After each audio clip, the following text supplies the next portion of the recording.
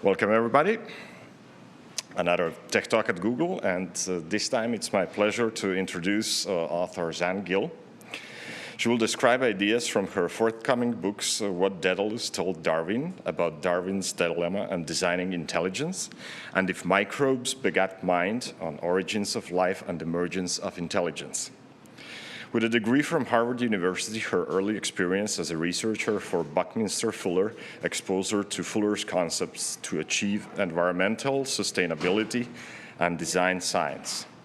Inspired by research into complex adaptive systems and multiscale innovation networks, her entry to the international competition Kawasaki, Information City of the 21st Century, sponsored by the Japan Association for Planning Administration, won the award of the Mayor of Kawasaki.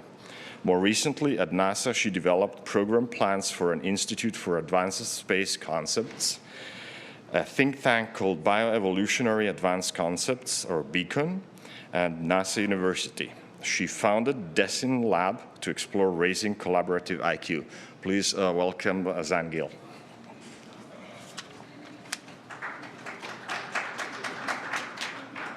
Thank you, Boris. In designing innovation networks, I use design with a small d because my focus is not on top-down, pre-specified design, but rather on how you put in place process frameworks that enable effective innovation to emerge. The origin and synthesis of life and evolution are preeminent exemplars of the origin of novelty, from which we can learn a lot about the creative process in general and our own methods as creative problem solvers. The first challenge of highly innovative organizations is how best to use good ideas generated, both from within and externally. I'm going to put forward 9 principles of innovation networks to address this challenge, harnessing the internet and ubiquitous computing. And though I will not talk about grand challenges like federating the world's knowledge, those who think of knowledge bytes as objects encounter the same categorization problems that taxonomists encountered working on living systems. So I think that innovation networks, because of their bottom-up process focus, have something to contribute to challenges like these. I'm going to put forward the proposition that debates about the origin and evolution of life could lead to a mind shift beyond our traditional view of evolution, offering new models for bio-inspired computing and innovation. I'll say something about the source of these ideas and conclude with the grand challenge that I know thought leaders at Google are grappling with, together with the new administration that's about to enter the White House, namely, how do we bring about the global mind shift needed to address the great problems we face in the world today? I'm going to suggest that the first step toward bringing about that global mind shift loops back to the first challenge, namely, how do we put in place process frameworks that enable innovation to emerge? Studying the origin of life forced me to take out of the box a handful of assumptions that I had previously taken for granted. Pattern recognition. We tend to assume that pattern recognition is a manifestation of intelligence. Collaboration.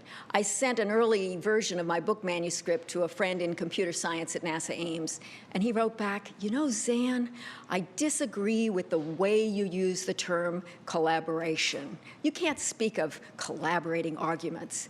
I argue that robots cannot collaborate. Agents cannot collaborate. They're not conscious. But we talk about competing arguments all the time. We have no difficulty with this. So how is it that we have made competition a big, overarching term and relegated collaboration to a tiny little niche over here associated with higher-level consciousness? We tend to assume that design is something that designers do top-down, so that, and the hijacking of the term design by intelligent design ideologues has further exacerbated this problem, so that we lack any term in the English language to describe a directed process that converges toward a coherent result that could not be predicted in advance. There's been lots of study of scientific method and insufficient study of design method.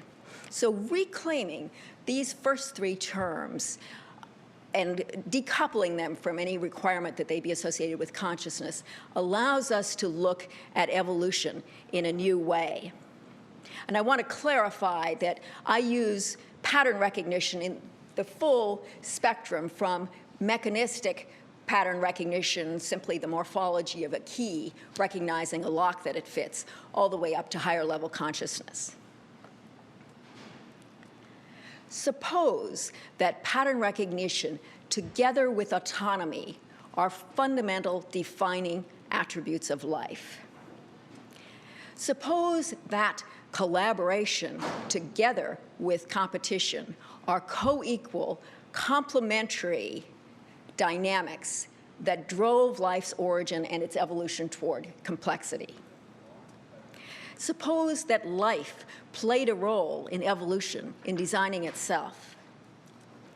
And suppose, finally, that contrary to our common view that evolution is a property of living systems, that evolution came first and invented life rather than vice versa. So I'm putting forward 9 principles of innovation networks that harness dynamics manifest in the origin and evolution of life. Now, we don't have any difficulty acknowledging that the peacock's tail is not the most pragmatic solution to the problem of taillessness, that in fact the lady peahens just liked those tails and chose as their mates the peacocks with the handsomest tails, thereby driving evolution in the direction of more and more flamboyant tails. So we can acknowledge pattern recognition at this level of evolution. The challenge is to acknowledge pattern recognition going all the way down. But you need only Google molecular pattern recognition and you will come up with thousands of hits.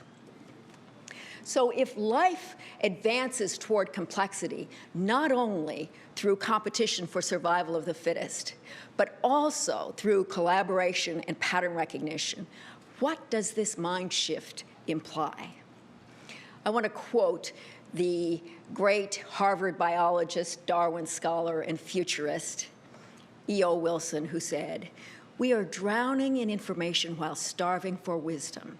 The world henceforth will be run by synthesizers, people able to put together the right information at the right time, think critically about it, and make choices wisely."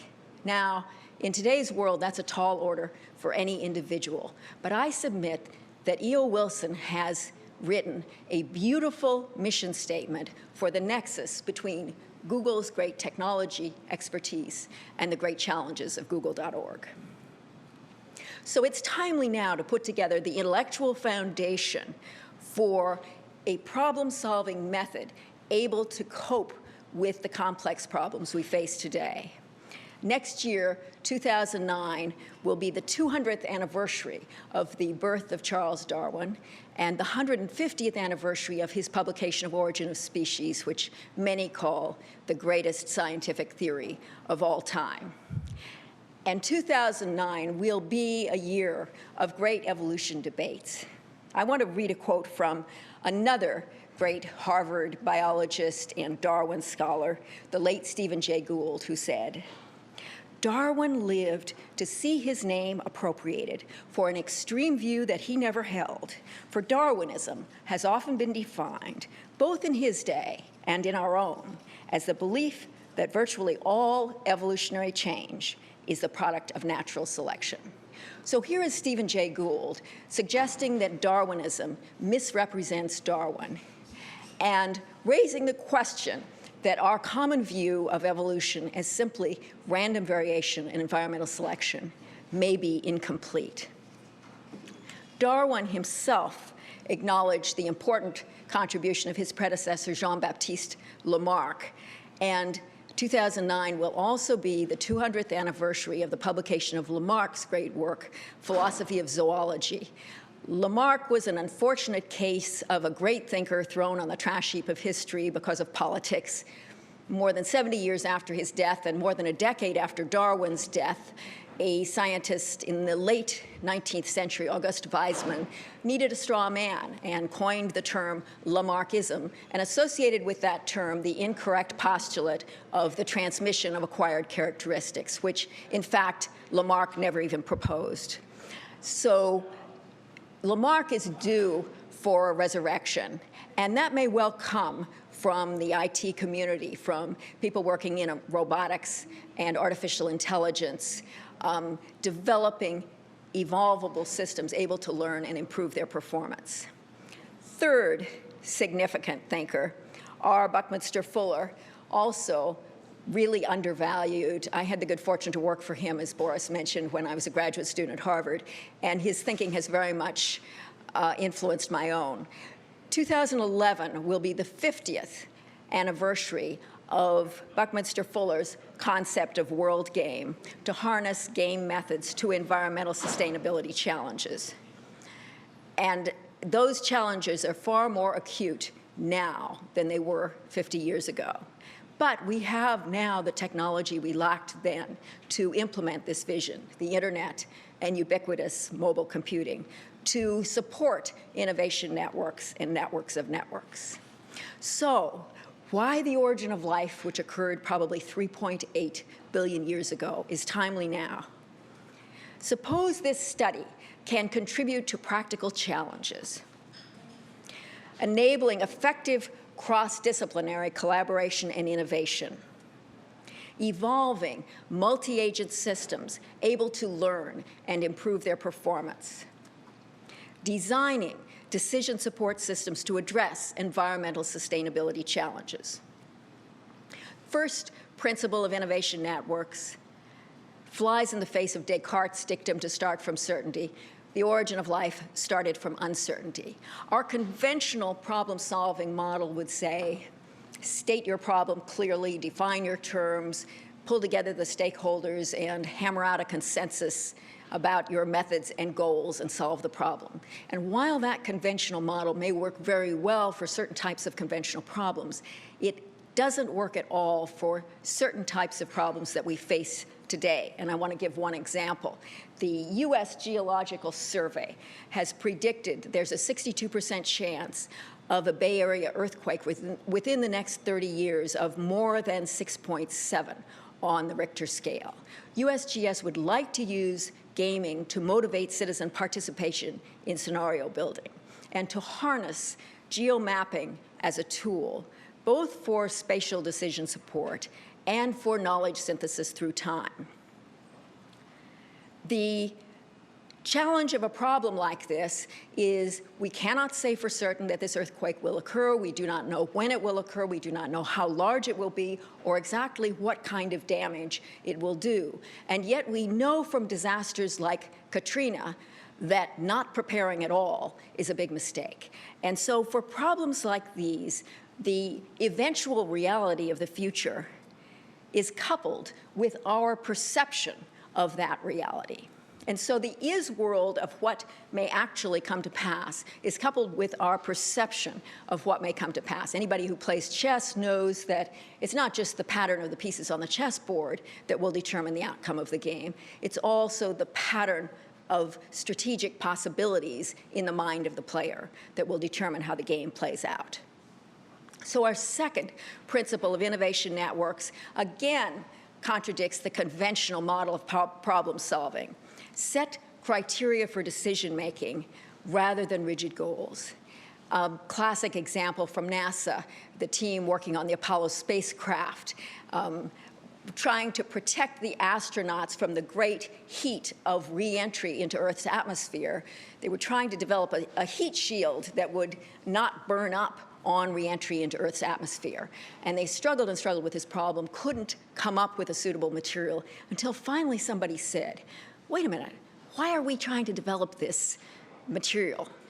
Our criterion for success is to protect the lives of the astronauts. So once they threw out this incorrect goal, they widened the scope of their options and came up with exactly the opposite of what they had thought was their original goal, namely the ablative heat shield, which burnt up on re-entry into Earth's atmosphere, thereby carrying heat away from the vehicle. So this great challenge of highly innovative organizations like Google is how to make best use of the myriad ideas that are proposed by Google employees, the great influx of proposals from the outside, and on top of that, now your 10th birthday competition. So how do you put in place a systematic process to not just assess these ideas in isolation, but begin to systematically see how they are networked with each other? So suppose you were a reader for the thousands of submissions in the 10th birthday competition. And after reading through this huge stack, you cull it down to maybe a few hundred that you think are worth considering seriously. And then you decide to make a directed graph, 8 colors to represent the 8 categories of the Google 10th birthday competition. And what you want to see with this graph is, of your finalist selections, which ones act as hubs, connecting and enabling many other ideas, or perhaps connecting across categories to enable ideas in other categories. So a great environmental sustainability proposal that also supports energy ideas and community ideas. This harks back to a metaphor from mathematicians Erdos and Renier, which was picked up by biologist Stuart Kauffman when he was working on random Boolean networks and a model for the origin of life, this question of how the system of collaborating components could arrive at a threshold of complexity to come alive. And the point here is that the early connections you make are much less important because you're connecting isolated entries to other isolated entries. But as you move forward, you're developing a web of connections. So suppose now that you get together with a colleague, and she's also had a great stack of thousands of proposals to review and has culled it down to several hundred and also drawn a very similar looking diagram to yours. And suppose you say, well, lime green represents our finalist environmental sustainability submissions. So let's see how, if there are any of mine that really support some of yours.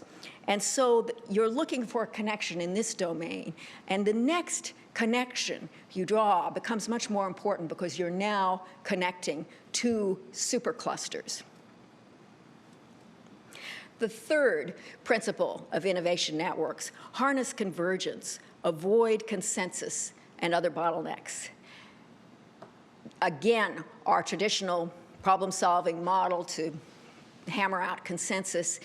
Irving Janis, a professor at Yale University, did a number of case studies of how committees fail when they have brilliant team members. They still come up with unsatisfactory decisions.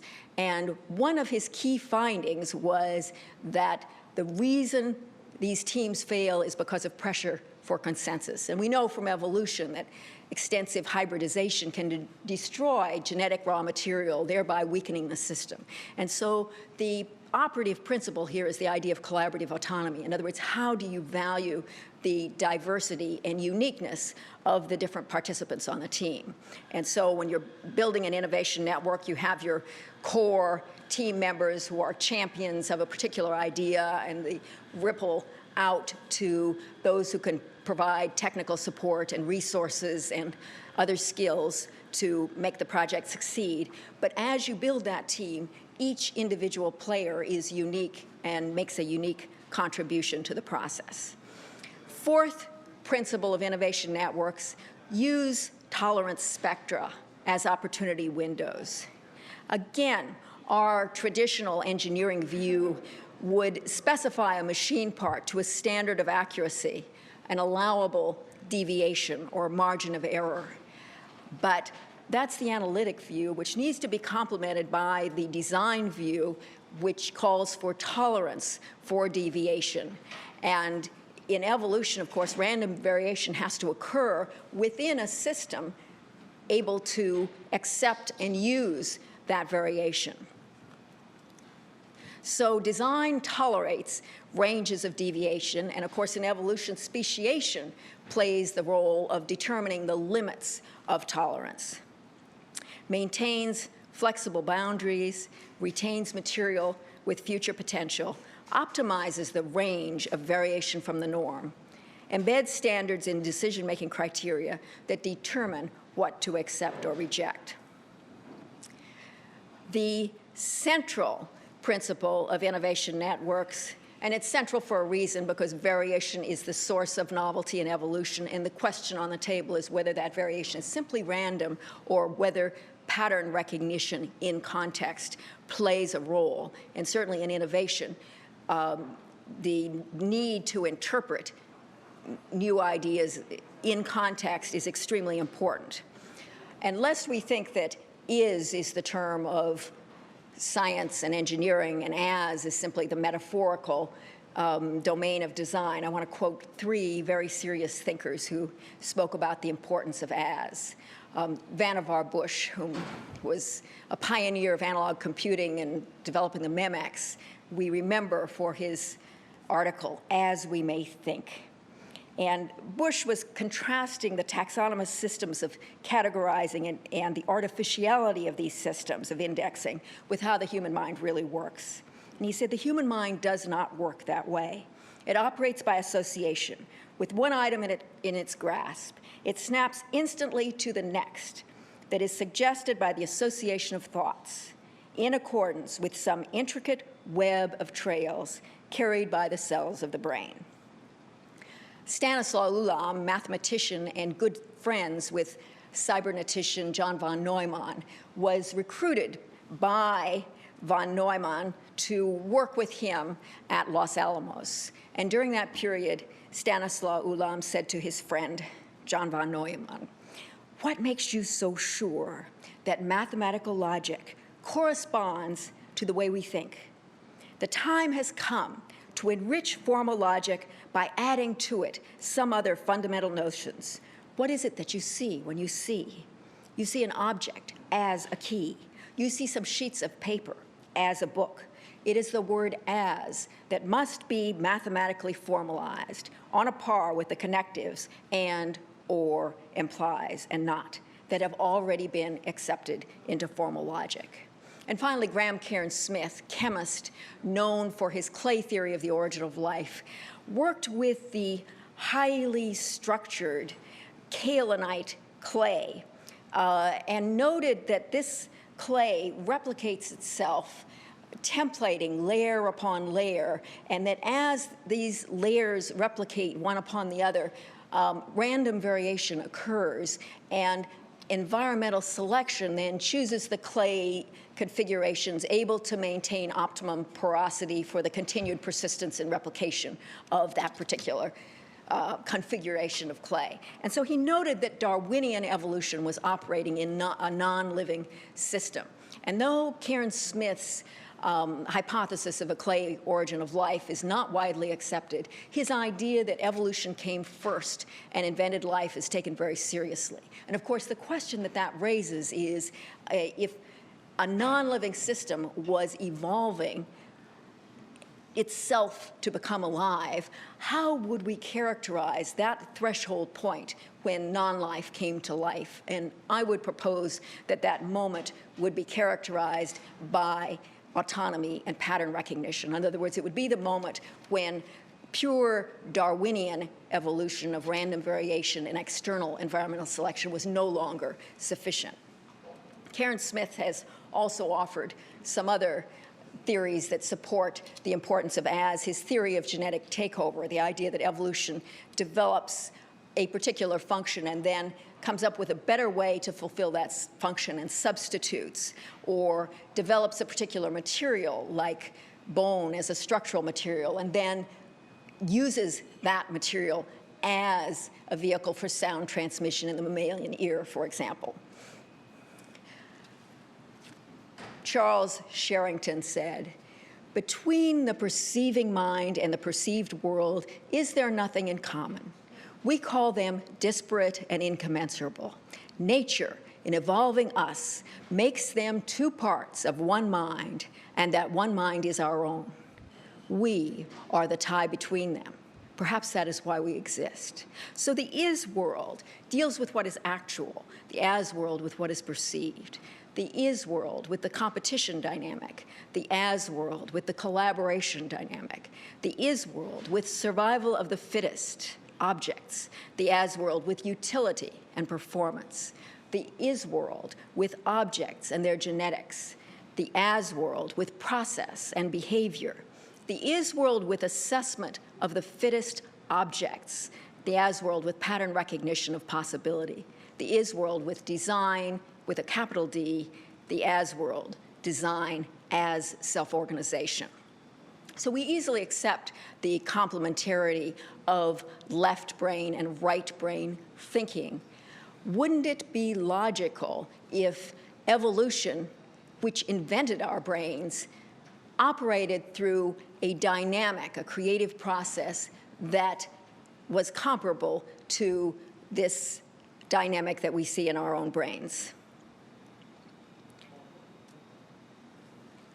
And so the left-hand side of this diagram shows the more widely accepted views about evolution, Malthusian dynamics of exponential population growth and resource depletion, which initially inspired Darwin. And of course, one of Darwin's great contributions was a theory of extinction.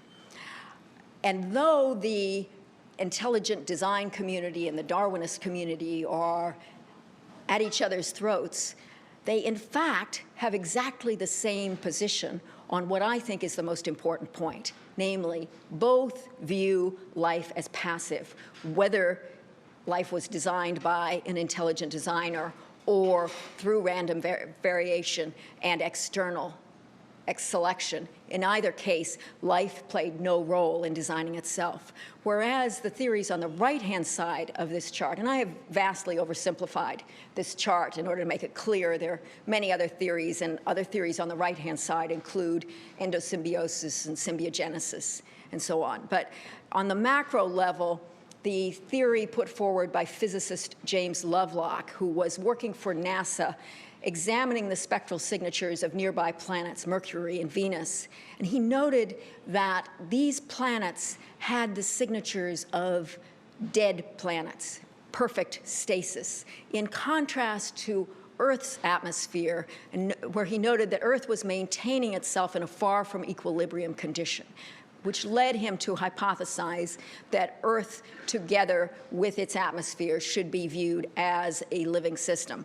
And when he first put forward this hypothesis in 1972, the scientific community simply dismissed it. But now, many serious scientists, including Nobel laureate Christian de Duve, Freeman Dyson, Lewis Thomas, Lynn Margulis, many others, acknowledge that he made a very important contribution. On the micro level, we have facilitated the theory of facilitated variation, which complements the conventional view of random variation. Bringing us to the sixth principle of innovation networks, the capacity to assess interim performance, which may not yet be testable. If we look at the timeline of evolution, the Earth probably formed about 4.5 billion years ago. The origin of life was about 3.8 billion years ago. A whole another billion years to get to Luca, our last universal common ancestor, and yet another billion years to get to the first eukaryotic cell. 1.5 billion years ago, multicellular creatures appeared first on Earth. And 600 million years ago was the Cambrian explosion and the huge diversity of life on Earth. And the human species has only existed at the end of this chart for 2.5 million years. And so the immediate view is there's an incredible process of acceleration here, where from the origin of life for more than 2 billion years, there were only single-celled organisms. Now, if variation were simply random, it would be very hard to explain that acceleration. So the question is, what was going on during the 2 billion years from the origin of life to the origin of eukaryotic cells? And the theory of facilitated variation helps us to understand this nature of acceleration. Professor Mark Kirshner, chair of the Department of Systems Biology at Harvard, and his collaborator, Professor John Gerhardt at UC Berkeley, have produced a grand synthesis bringing together a lot of different research in biology and suggested the need for the two relatively non-communicating strands of biology, the Evo strand of the people who look at evolutionary theory from a macro level, and the Devo strand of the cell biologists and biochemists, need to start communicating because they propose that really the secrets of evolution reside in the at the cellular level. And their study, I'm going to vastly simplify just to make two primary points. Their study forces us to move beyond an object view of evolution, that evolution is simply churning out these objects which are being tested for survival of the fittest, to a process view of evolution, because evolution was also inventing processes, and conserved core processes like cellular replication, metabolism, signaling were then conserved and transmitted forward and enabled the evolutionary process to accelerate as it became less and less random. And their second point, this connection between developmental biology and evolutionary biology, is that it's not simply the organism that's born with its genetic inheritance and then either survives and reproduces or doesn't. What occurs during its lifespan, its own developmental mechanisms through which it adapts to its environment, and many of these mechanisms are at the cellular level, play a critical function in how evolution progresses and what survives and doesn't. So this brings us to the sixth principle of innovation networks: recognize patterns in partial data. And anybody who's worked on visual pattern recognition knows how hard that problem is. The traditional view would say that improved adaptation and survival of the fittest explains how evolution generally advanced toward complexity. The additional view suggested is that life as a pattern recognition participates in driving its own advancement toward complexity, that both life and the environment select effective patterns. So the seventh view of principle of innovation networks: join autonomous components into collaborative emergent networks. Again, looking at that timeline, and right in the center between the origin of life and the origin of the eukaryotic cell is Luca, our last universal common ancestor. She is of great interest to origin of life theorists because she marks the moment when our universal genetic code became a universal standard. And so the question is, how did she come into existence? Well, the traditional evolutionary view, which correlates with the traditional view of problem solving, would be that there were all these early organisms with different genetic codes. They were all competing for survival of the fittest, and eventually the superior code won out and became the universal code that was then transmitted forward through the tree of life. The alternative view that I'm suggesting as complementary is also an alternative web-based problem paradigm, namely that Luca might be viewed as the first great open source software coding experiment, and that these early organisms were swapping code, exchanging code, collaborating until they could finally come up with a universal standard for our genetic code. And so the traditional view that evolution progresses through incremental linear change and competition for survival of the fittest is really questioned when you look at the timeline and the obvious continual acceleration of evolution, which could not be simply random. So we need to add the additional principle that evolution progresses through continual collaboration, enabling new invention and its integration. wonderful study of this by Professor Leo Bass at Yale. His book, The Evolution of Individuality, shows how from the earliest level, the collaboration of components enabled evolution to jump to the next level of complexity. And of course, the traditional view, if it were correct, that evolution was simply a matter of replication and survival of the fittest, then prokaryotic bacteria do that extremely well. There would have been no need for evolution to advance toward complexity. So I want to give an example of a problem where these principles apply. And this is work that I did for the city of Kawasaki, Japan, an industrial city outside Tokyo that at this time had very visionary leadership. And so what I put together was an innovation network comprised of 16 components addressing 16 different urban problems and different sectors of the population. The idea was that these components all had collaborative autonomy, but they were all networked with each other and able to support each other. And so, for example, the World Collage Bulletin at the top was to provide a service to decision makers, enabling them to have at their fingertips not only examples of comparable decisions made at other places in the world, but all the data that they would need for public policy or industry leadership or educational leadership to make wise decisions. For a completely different sector of the population, the performing arts community, in the long tradition of Japanese festivals, I proposed the Festival of Dreams to tie in with Japanese ecotourism, bringing people from all over the world to propose their ideas of what we could do to make cities more livable places. And a third, then, important sector of the population, the Japanese recognize that their educational system has become quite rigid and the importance of cultivating creativity in the young. And so I proposed the Children's Story Exchange, which would tap the outstanding ability of children to appreciate stories and to tell stories about their culture to children of other cultures. And of course, now we finally have automated language translation that might make this possible. So that's just 3 of the components out of the 16. The core components were a Center for Innovation.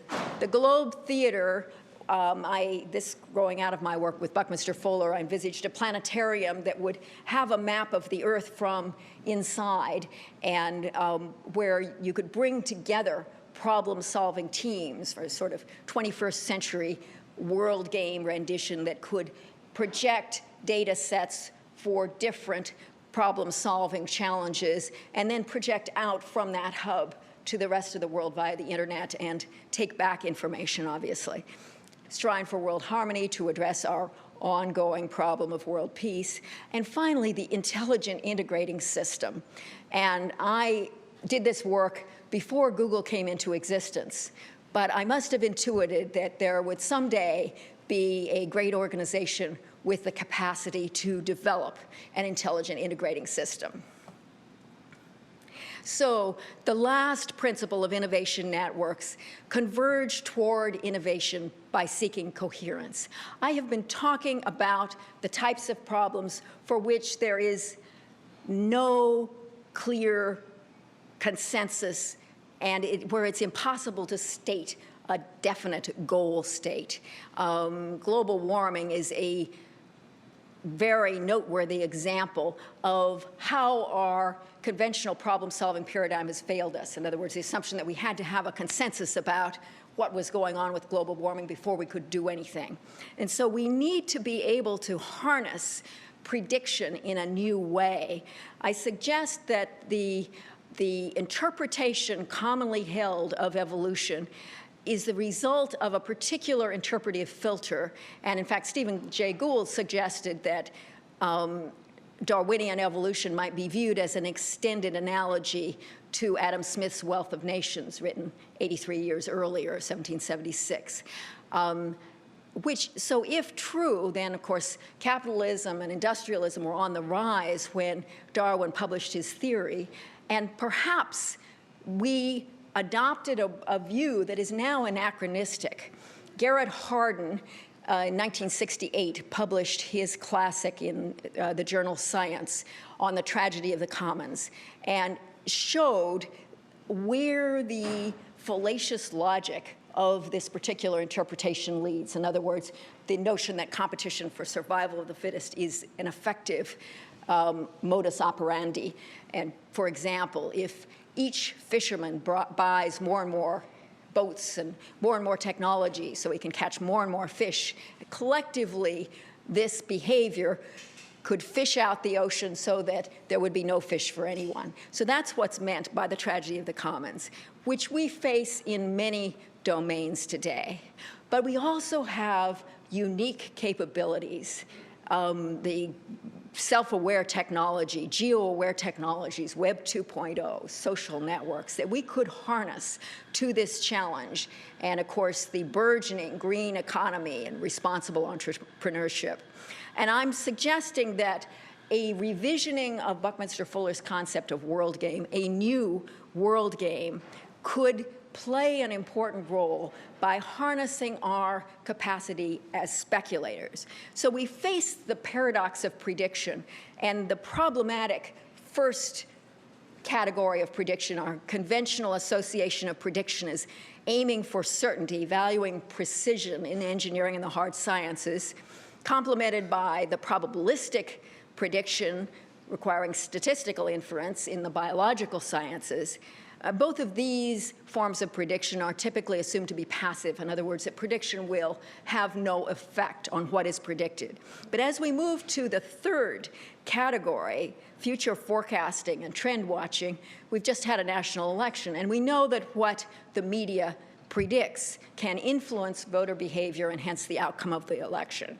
And so the fourth category, which pertains to evolution and innovation, is, I think, particularly important now in that this is the category where we marry prediction with speculation and understand that prediction is really representing our understanding now. So harnessing that fourth category as a revisioning of Buckminster Fuller's world game would do brings up the challenge that to develop a human-computer collaboratory, an innovation network toward global sustainability. I think that this is the challenge for which E.O. Wilson, whom I quoted at the outset, wrote the mission statement, and that we now, with Google, have an organization that is uniquely positioned to inspire and to develop the intelligent integrating system to support this challenge. So that's where I end, and the global mind shift begins. Thank you.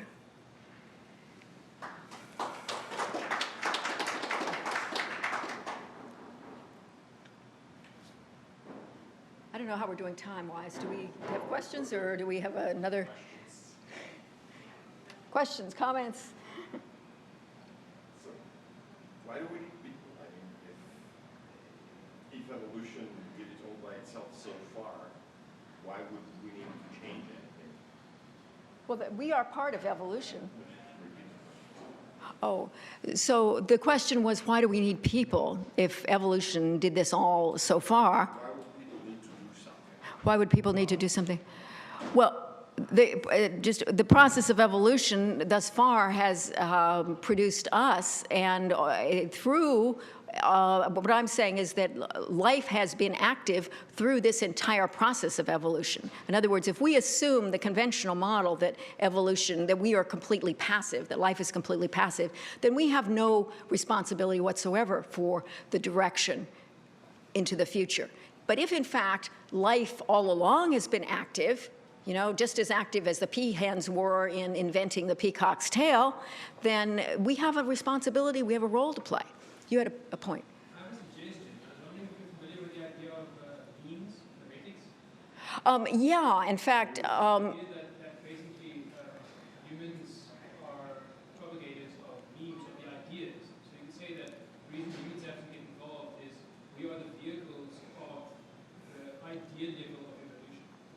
So we have to take part in that level in order for the ideas to be able to Yeah, very, very good point. So the point made, that you want to get this on the record, was the idea of memes, and that memes also need to be propagated. In other words, ideas need to participate in the evolutionary process. So that's a summary. Other points? Questions, points? Yeah. You had your charts of huge block of time, not much happens, and more acceleration.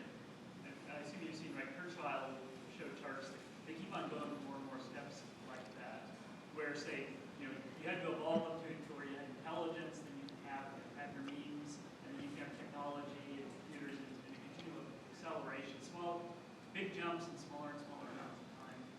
Yeah, okay, so the mention of Ray Kurzweil and the singularity community, of course, they tend to act as if this technology acceleration is a new thing. And I think the point I would want to make is that that dynamic is embedded in evolution itself. And yes, we are simply continuing that dynamic through the acceleration of technology and the propagation of memes. And the question is, how we're going to engage in that process. And I think that we have minds for a reason, and maybe we could use them effectively. Yeah. Did I not adequately represent your point? Yeah. Do you feel that something in the singularity community that you think is particularly valuable that needs to be added here? No, I was just talking about the chart. I mean, he acknowledges also that I think that the chart goes all the way back. I think he talked about the huge gap of time when, from some point of view, not much happened for a very long time, and in these stages make more things possible. You continually building on, you could say intelligence itself is a technology, for biological technology, and then just keep building on from there. Yeah, yeah. I think the singularity, that the particular use of that term comes from Werner Vinge's paper, which he delivered at NASA in 1993.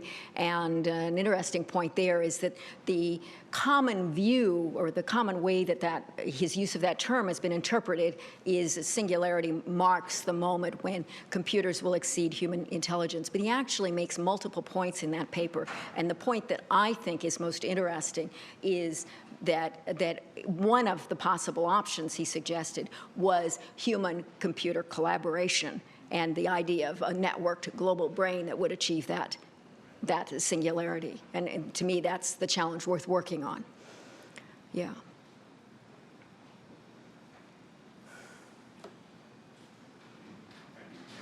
Thank you.